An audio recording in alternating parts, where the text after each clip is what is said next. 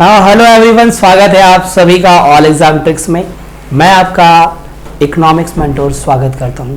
So my dear all, आज हम लोग जो डिस्कस करने वाले हैं वो एक बहुत ही बेहतरीन टॉपिक डिस्कस करेंगे, बहुत ही मस्त टॉपिक डिस्कस करेंगे जिसका नाम है फॉरेन ट्रेड। क्या नाम है टॉपिक का? Foreign trade. अब फॉरेन ट्रेड क्या है? मैं आपसे कहूं या आप हमसे कहें कि सर विदेशी व्यापार क्या है, ये मुझे बताइए। अगर मैं विदेशी व्यापार की बात करूं तो आप सभी को एक बात पता होनी चाहिए। क्या पता होनी चाहिए? कि विदेशी व्यापार में जो होगा, जो विदेशी व्यापार होगा, या मैं कह दूं आपसे जो फॉरेन ट्रेड होगा, विदेशी व्यापार जो होगा, इसका मतलब आप सभी लोग समझ रहे होंगे। क्या समझ रहे होंगे विदेशी व्यापार का मतलब? इसका मतलब ये समझ रहे होंगे कि कोई भी व्यक्ति दुनिया का या दुनिया की कोई भी कंट्री, मैंने कह दिया यहां पर ये कंट्री है जिसे हमने इंडिया कहा, ठीक है, और विश्व में कई सारी कंट्रीज हैं, है या नहीं है? बताइए। ये भी है, ये भी है, ये भी है। मैंने कहा ये इराक है, मैंने कहा ये यूएसए है, मैंने कहा ये यूके है, तो बहुत सारी कंट्रीज हैं। तो जब व्यापार होगा, जब क्या होगा? व्यापार होगा, तो आप समझदार हैं, व्यापार जो होता है वो मोर देन वन के बीच में होता है। क्या एक व्यक्ति या कोई एक कंट्री अपने आप में व्यापार कर सकती है कि भाई हम तो अपने में ही व्यापार करेंगे, हम आपसे व्यापार नहीं करेंगे? नहीं कर सकते। मतलब कहने का ये हुआ कि जब भी हम ट्रेड करते हैं, जब भी हम व्यापार करते हैं, तो उसमें more than one, more than two, more than three, more than five, more than six, कई सारे कंट्रीज हो सकते हैं। दूसरी बात क्या बोलेगी? तो अब हम जब कंट्रीज से व्यापार करेंगे तो ये कंट्रीज क्या हैं? ये फॉरेन कहलाते हैं, विदेश कहलाते हैं। और जब हम इनसे क्या करेंगे? ट्रेड करेंगे। जब हम इनसे क्या करेंगे? ट्रेड करेंगे, तो वही ट्रेडिंग क्या कहलाती है? फॉरेन ट्रेड कहलाती है। बोलिए यस और नो। तो विदेशी व्यापार क्या है, ये बात आपको क्लियर हुई होगी, ये बात आपको समझ में आई होगी। बोलो यस और नो। तो विदेशी व्यापार आपको पहले समझ में आया कि विदेशी व्यापार क्या होता है, ये बात आपको पहले क्लियर हो गई। अब प्रश्न ये बनता है, क्या बनता है प्रश्न? कि दुनिया में, पूरे विश्व में, पूरे वर्ल्ड में ऐसा कोई भी कंट्री नहीं है जो कि सेल्फ सफिशिएंट हो। क्या हो? विश्व में ऐसा कोई भी कंट्री नहीं है जो सेल्फ सफिशिएंट हो। सेल्फ सफिशिएंट का मतलब क्या है? सेल्फ सफिशिएंट का मतलब क्या है? सेल्फ सफिशिएंट का मतलब है जो अपने आप में सब कुछ कर लेता हो, उसके पास में किसी भी चीज की कमी ना हो। ऐसा कोई देश है? अपार्ट फ्रॉम अगर मैं बात करूं, नॉर्थ कोरिया, आप जानते हैं नॉर्थ कोरिया के, अगर मैं नॉर्थ कोरिया को छोड़ दूं अगर मैं, तो कहते हैं नॉर्थ कोरिया तो एक ऐसा देश है जो तानाशाह देश है, तो वहां पर तो वो किसी देश से बहुत ज्यादा खास मतलब नहीं रखता, लेकिन कहीं ना कहीं तब भी वो कुछ ना कुछ तो ट्रेड करता ही है। तो यहां से एक प्रश्न और निकला, उस प्रश्न को भी हम लोग जानने की कोशिश करेंगे कि क्या प्रश्न बनता है आप सभी के एग्जाम में और क्या प्रश्न बनता है, ठीक है। सपोज कर लीजिए, थोड़ी देर के लिए मानिए, मैंने कहा ये इंडिया और ये इराक, ये क्या है, ये है इंडिया और ये क्या है, ये है इराक, ठीक है। ये इंडिया है और ये इराक है। ये इससे ट्रेड करेगा और ये इससे ट्रेड करेगा। बात क्लियर, समझिएगा मेरी बात को बड़ी गौर से। अब भारत में क्या होता है बेहतर, राइस होता है और क्या होता है,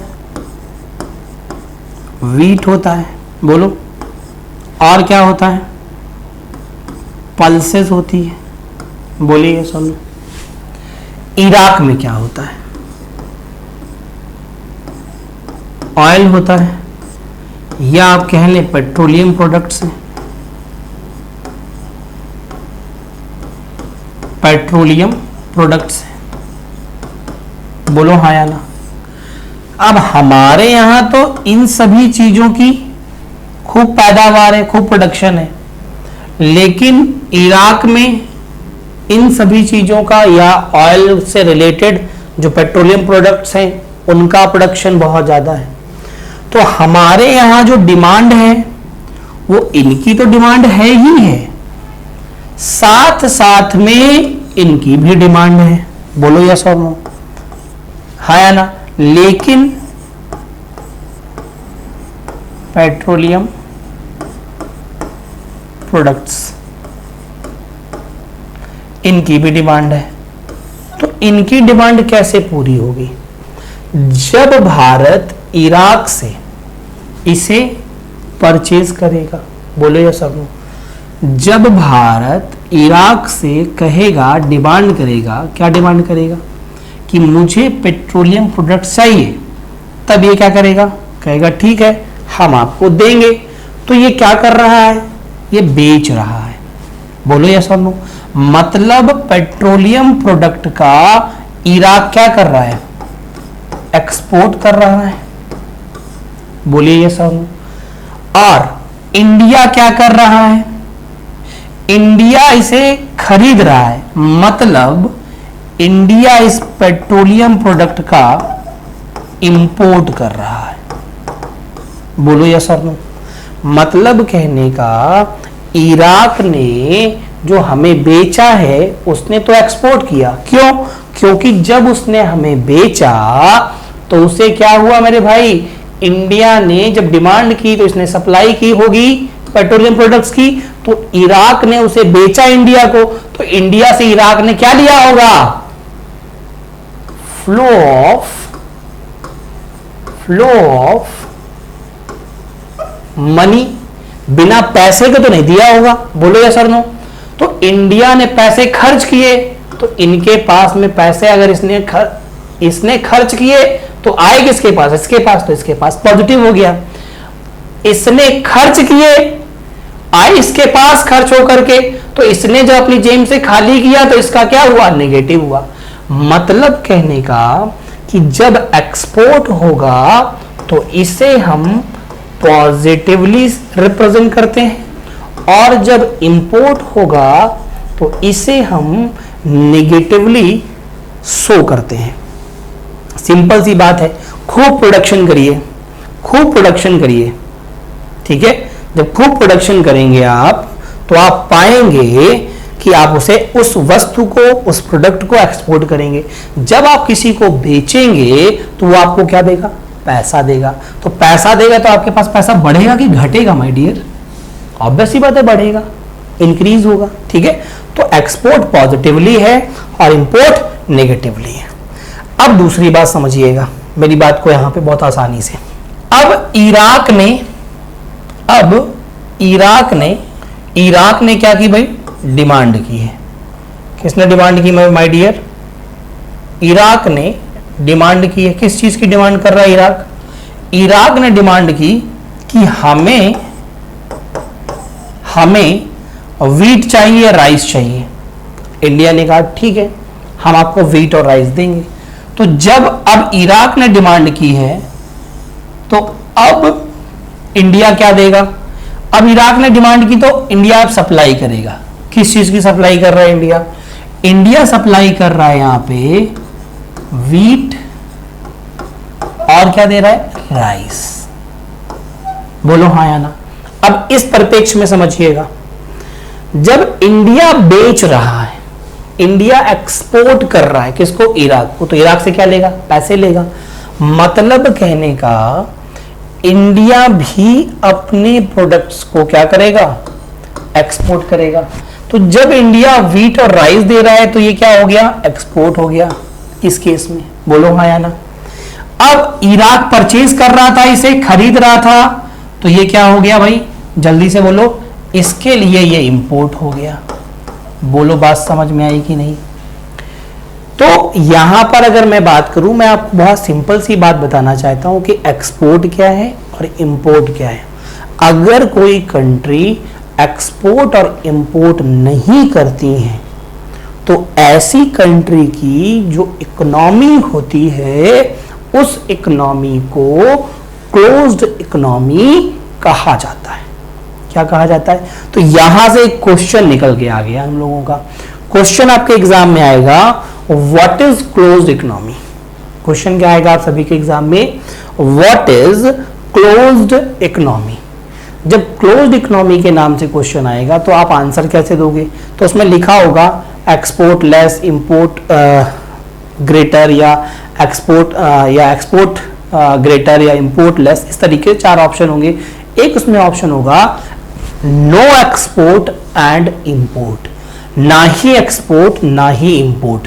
अब यहां देखो, कुछ इंडिया ने खरीदा किससे? इराक से। कुछ इराक ने खरीदा इंडिया से। तो दोनों के बीच में एक्सपोर्ट और इंपोर्ट चल रहा है। बोलो हाँ या ना।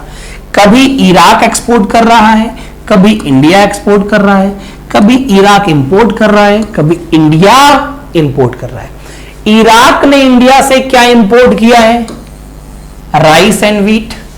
इंडिया ने इराक से क्या इंपोर्ट किया है? Petroleum products. बोलो, इराक ने इंडिया को क्या एक्सपोर्ट किया है? Petroleum products. इंडिया ने इराक को क्या एक्सपोर्ट किया है? Wheat and rice. बात क्लियर हुई कि नहीं? जल्दी से बताएं। बढ़ेंगे आगे और जानने की कोशिश करेंगे कि what is the condition of closed economy. मैंने कहा ये हमारा प्यारा भारत और ये दुनिया के कई सारे देश, मैंने कह दिया ये यूएस है, मैंने कह दिया ये यूके है, मैंने कह दिया ये नॉर्थ कोरिया है, मैंने कह दिया ये अफ्रीका है, बहुत सारे देश। अब मैंने ये कहा यहां पर, क्या कहा कि इंडिया ना तो इससे कुछ इंपोर्ट करता है, इंपोर्ट करता है, ना ही इससे कुछ इंपोर्ट करता है, ना ही इससे करता है, ना ही इससे करता है। मतलब कहने का भारत जो है वो यूएसए से किसी भी वस्तु को परचेज नहीं करता, यूके से भी भारत किसी वस्तु को परचेज नहीं करता, नॉर्थ कोरिया से भी भारत किसी वस्तु को परचेज नहीं करता, अफ्रीका से भी भारत किसी वस्तु को परचेज नहीं करता। तो इन इंडिया और यूएस के बीच की जो इकोनॉमी होगी वो क्या होगी? इसका मतलब नो एक्सपोर्ट एंड इंपोर्ट, ना ही एक्सपोर्ट हुआ ना ही इंपोर्ट हुआ between India and US, between India and UK, between India in North Korea, between India and Africa, no export and import. That is the condition of closed economy.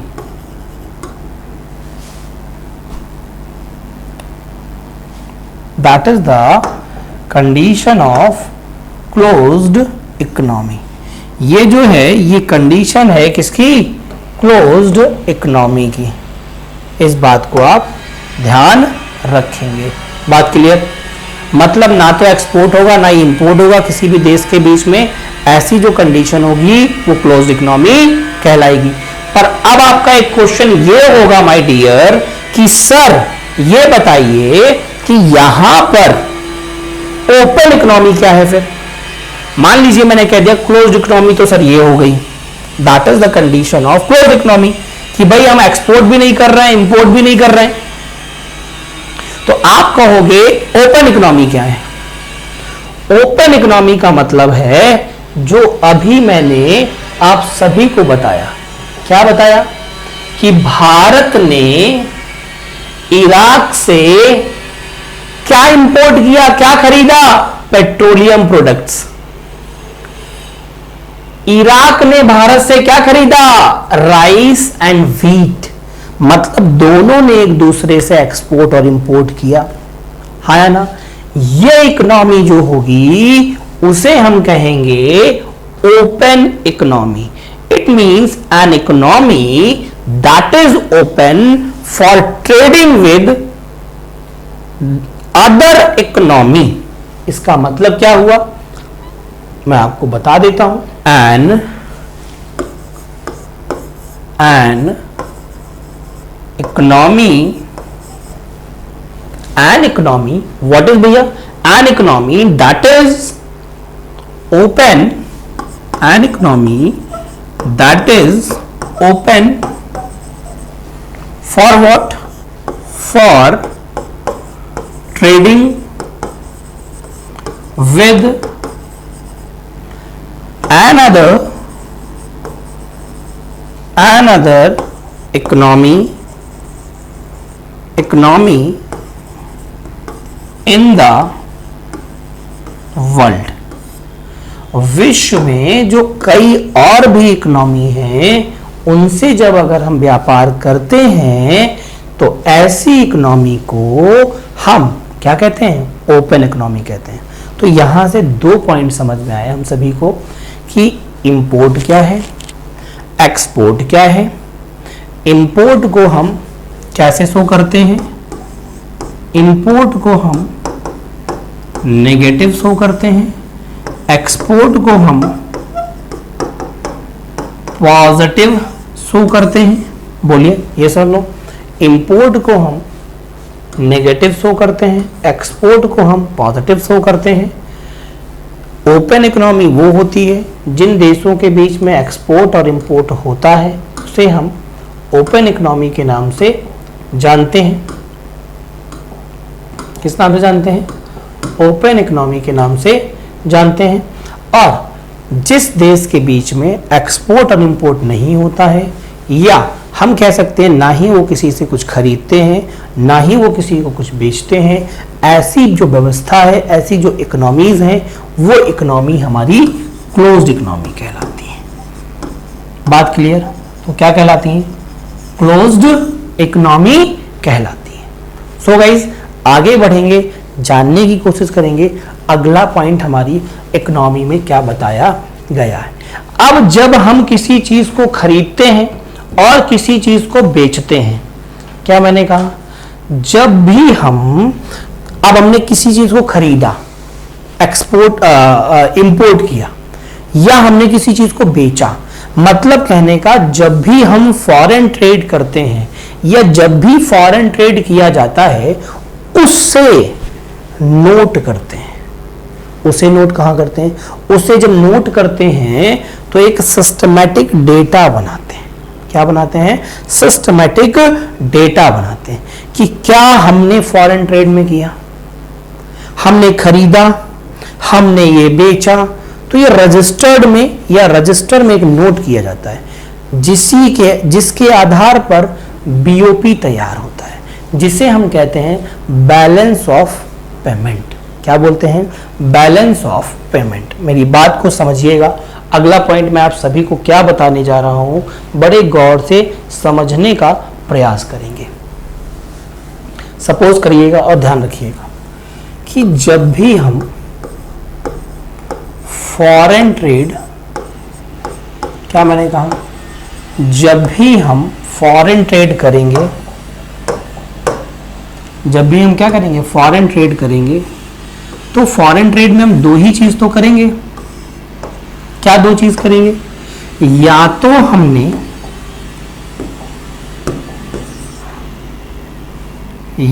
हमने export किया होगा, बताइए, या तो हमने इंपोर्ट किया होगा। भाई फॉरेन ट्रेड में यही दो चीजें होंगी, या तो हमने एक्सपोर्ट करा होगा या तो हमने इंपोर्ट करा होगा। पर जो भी किया है ये हमें पता नहीं है हमने एक्सपोर्ट किया कि इंपोर्ट किया। आप कहते सर हमने दोनों किया, तो कोई बात नहीं है, दोनों कर लेते हैं।